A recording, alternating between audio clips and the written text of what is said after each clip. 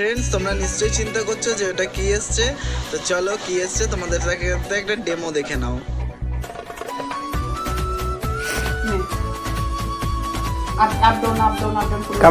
হ্যাঁ, এই কারণেই আমি এই জিনিসটা অর্ডার করেছি।